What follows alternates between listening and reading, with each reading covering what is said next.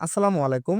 র‍্যাবিটের আজকের ক্লাসে আমরা দেখব আমরা কিভাবে র‍্যাবিটের ভিতরে একটা পিডিএফ ইম্পোর্ট করতে পারি এবং র‍্যাবিটের কোনো ড্রইং আমরা পিডিএফ এ কিভাবে এক্সপোর্ট করতে পারি। আজকের ক্লাসে আমরা এটাই দেখব। তো চলুন শুরু করি। আমরা প্রথমে ইনসার্ট এ যাব। ইনসার্ট এ যাওয়ার পরে এখানে দেখেন ইম্পোর্ট পিডিএফ লেখা আছে। এখানে একটা ক্লিক দেওয়ার পরে আমরা আমাদের দেখাইতে হবে আমাদের পিডিএফটা কই আছে। যেমন ডেস্কটপে আছে। ডেস্কটপে ক্লিক দেওয়ার পরে আমরা আমাদের পিডিএফ ফাইলটা সিলেক্ট করব। এই যে এই ফাইলটা সিলেক্ট করলাম, নাম সহ চলে আসছে এখানে। এখানে এই দেখেন পিডিএফ ফরম্যাট, এখানে ওপেন করে দিবেন। ওপেন দিলেই আমাদের আরেকটা ইন্টারফেস আসবে। এখন এখানে একটা বিষয় এই রেজুলেশন। এখানে দেখবেন অনেক সময় রেজুলেশন ৩০০ দেওয়া থাকবে। আপনি কি করবেন? এখান থেকে ৬০০ কইরা দিবেন। তাহলে এটা রেজুলেশনটা অনেক ভালো থাকবে পিডিএফ এর। ওকে?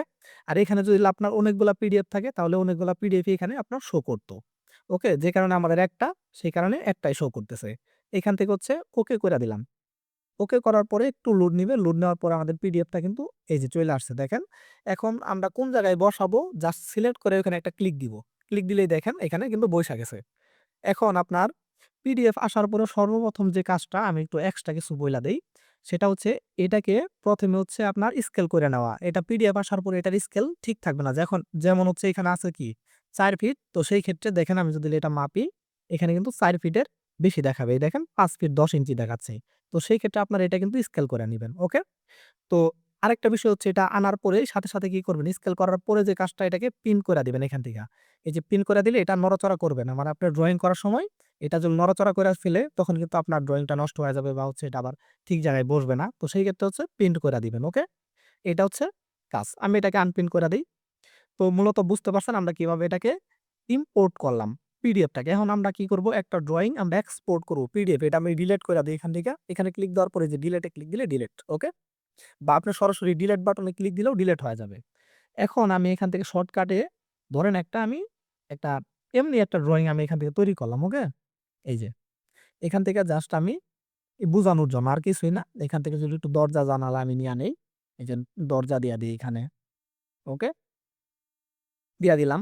আবার এখান থেকে কয়েকটা জানালা আমি দিয়া দেই। বুঝানোর জন্য জাস্ট আর কিছুই না। ওকে? এই যে। তো আমাদের কিন্তু দরজা জানালা হয়ে গেল। এখন দেখেন আমি চাচ্ছি আমাদের এই ড্রইংটা আমি পিডিএফ এ এক্সপোর্ট করব। তো সেই ক্ষেত্রে আমরা যাব এখান থেকে ফাইল, ফাইল থেকে দেখেন এখানে প্রিন্ট লেখা আছে। এই যে প্রিন্ট এ এখানে ক্লিক দিব। ক্লিক দিলে আমাদের একটা ইন্টারফেস চলে আসবে। এখান থেকে এই যে মাইক্রোসফট ইন্ট্রো পিডিএফ, ওকে? এটা থাকবে। তো এখানে আপনার এটা কোন জায়গায় সেভ করবেন, এখানে ব্রাউজার থেকে তাকে দেখাই দিবেন। ডেস্কটপ হলে ডেস্কটপে একটা ক্লিক দিয়া সেভ দিয়া দিবেন। ওকে? তো তারপর আমি এইটাকে এখন কি করব? সেভ করব। এই যে এখানে ওকে দিব। ওকে দিলেই সেভ করার অপশন আসবে। কোথায় সেভ হবে?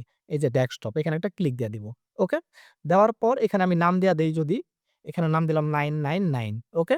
এখানে এই যে পিডিএফ ফরম্যাট। ওকে? তো তারপরে এটাকে সেভ কইরা দিব এখানে। সেভ কইরা দিলে দেখেন এটাকে যদি মিনিমাইজ করি, এই যে আমাদের 999 কিন্তু চলে আসছে। এটা যদি আমি ডাবল ক্লিক করে এখন ওপেন করি দেখেন, এই যে আমাদের এই যে এই সহ কিন্তু এখানে চলে আসছে। এটাকে আমি জুম করি যদি, এই যে দেখেন আমাদের পিডিএফটা কিন্তু হয়ে গেছে। তো আশা করি আপনারা বুঝতে পারছেন আমরা কিভাবে র‍্যাবিট সফটওয়্যারের ভিতরে পিডিএফ ইম্পোর্ট করব এবং পিডিএফ আমরা এক্সপোর্ট করব। তো আজকের ক্লাসটা এই পর্যন্তই। সবাই ভালো থাকবেন। আসসালামু আলাইকুম।